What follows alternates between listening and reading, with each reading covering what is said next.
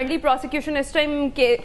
نواز شریف صاحب کے کیسز میں کر رہی ہے، تو آپ کو کیا لگتا ہے کہ قانون کے مطابق ہی انہیں ریلیف مل رہا ہے؟ کیونکہ اعظم نذیر طاہر صاحب کہتے ہیں کہ ایون فیلڈ ریفرنس میں جو شریک ملزمان کی بریت کا فیصلہ ہے وہ دیکھنے تو بہت سارے مسائل آپ کے حل ہو جائیں گے۔ دیکھیے، یہ تو کیس کے میرٹس کی بات ہے، جب کیس سنا جائے گا میرٹس پر تو یہ باتیں سامنے آئیں گی، لیکن اب تک کی جو صورتحال ہمارے سامنے آئی ہے، مجھے یہ کہتے ہوئے بہت افسوس ہوتا ہے، اور ہم نے سنا یہاں پہ کہ عدل کا نظام جو ہے وہ ویری کرتا ہے۔ اس کی ایک بڑی واضح اور مثال یہ ہے، اور قانون میں فوجداری قانون کا جو بنیادی اصول ہے وہ یہ ہے کہ جب کوئی بھی مدعی کسی بھی ملزم کے خلاف کوئی فیک یا فیبریکیٹڈ پروسیکیوشن کرتا ہے، یعنی اس کے خلاف ایسا مقدمہ درج کرتا ہے جو بے بنیاد ہے، تو پھر اس مقدمہ درج کرنے والے کے خلاف بھی کارروائی ہوگی۔ بین اسی طرح جو نیب کا قانون ہے اس کی سیکشن 36 کے مطابق جو فالس پروسیکیوشن ہوگی اس پر اس ریسپانسبل بندے کے خلاف کارروائی کر کے اسے 5 سال کی سزا دی جا سکتی ہے۔ میں تو یہ سمجھتا ہوں کہ یہ ایک ایسا مقدمہ ہے جس میں بدقسمتی سے وہ ادارہ جو احتساب کے لیے بنایا گیا تھا آج میری قانونی رائے میں ملزم ہے، بلکہ انہوں نے ملزم بھی نہیں ہے بلکہ انہوں نے یہ کنفیس کر لیا ہے کہ کل کو انہوں نے ایک کیس بنایا ایک بندے کے خلاف، اس کو پروسیکیوٹ کیا، اس میں انویسٹیگیشن کی، اس میں ایویڈنس کلیکٹ کی، اس کا ریفرنس بھیجا عدالت میں، اور یہ ساری کارروائی کرنے کے بعد at the end of the day وہ کہتے ہیں جی ہم اس میں اس کی پیروی نہیں کرنا چاہتے، یا ہم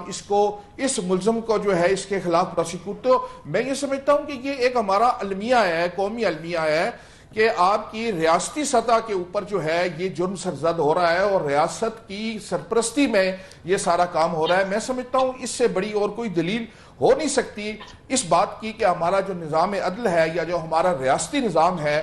وہ ابھی میرے بھائی کہہ رہے تھے کہ کولیپس کر چکا ہے، اور واقعی یہ اس کی ایک مثال ہے کہ عدالتیں جو، اور پھر اس میں عدالتوں کا رول کیا ہے؟ عدالت میں یہ ہوتا ہے جی کہ میں آپ کو قانونی بات بتانا چاہتا ہوں، وہ یہ ہے کہ خواہ وہ دیوانی نوعیت کے مقدمات ہوں یا فوجداری مقدمات ہوں نوعیت کے، جب بھی کوئی سائل یا مدعی یا مستغیث عدالت میں کوئی مقدمہ دائر کرتا ہے اور جب وہ اسے واپس لیتا ہے تو یہ بات مشروط ہے اس بات سے کہ عدالت اسے اس بات کی اجازت دے۔ عدالت اگر یہ سمجھے کہ یہ مقدمہ جو دائر کیا گیا تھا اب اس سے وڈرا کیا جا رہا ہے یا اسے کوئی کنسیشن دی جا رہی ہے، تو یہ عدالتیں آنکھیں بند کر کے وہ کنسیشن نہیں دیں گی۔ عدالتیں جو ہیں یا تو وہ اس بات کا تعین کریں گی اور کیس کے میرٹس کے اوپر انڈیپینڈنٹلی فیصلہ کریں گی، یا پھر اس بات کا تعین کریں گی کہ یہ ایسا ہوا کیوں ہے۔ دیکھیں نا، عدالتیں کو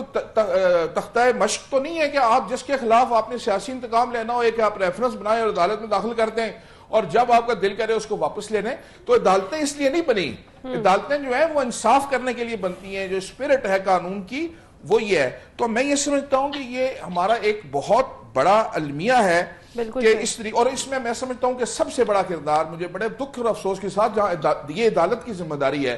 کہ وہ اس چیز کا نوٹس لے، لیکن ساتھ ہی ساتھ جہاں تک اس قانون کی اوپر جو نیب کا جو قانون ہے، یہ آج جو جس حالت میں ہمارے سامنے موجود ہے، اس کی تمام تر ذمہ داری جو ہے، تمام تر ذمہ داری میں سمجھتا ہوں کہ سیاستدانوں پر ہے۔ یہ بات تو ہم برملا کہہ سکتے ہیں کہ یہ اقتدار میں آنے والے لوگ جو ہیں یا یہ اس قانون کو مزید اس کو امینڈ کر کے اس کو مضبوط بنانے کی کوشش کر رہے تھے، اور لوگوں کے آنکھوں کے اندر دھول جھونکنے کی کوشش کر رہے تھے کہ جی ہم اس کو بہتر کرنے کی کوشش کر رہے ہیں۔ بھائی یہ قانون ہے جو کہ پولیٹیکل انجینئرنگ کے لیے، جو کہ پولیٹیکل وکٹمائزیشن کے لیے استعمال ہوتا ہے، اس میں کوئی دو آرا نہیں ہے، اور یہ دونوں حکومتیں جو ہیں یہ برسر اقتدار رہی ہیں، ہماری گزشتہ حکومت بھی رہی ہے، ان سیاستدانوں نے اس قانون کالے قانون کو ختم کرنے کے لیے کیا اقدامات کیے ہیں۔ تو مجھے اور آپ کو یہ بات برملا کہنی چاہیے، اور مجھے یہ کہنے میں کوئی آر نہیں ہے کہ پاکستان کا عام عدالتی نظام چونکہ ڈیلیور نہیں کر سکا، لہٰذا پھر اس طرح کے کالے قوانین بنانے کی ضرورت پیش آئی ہے۔ میرا آج بھی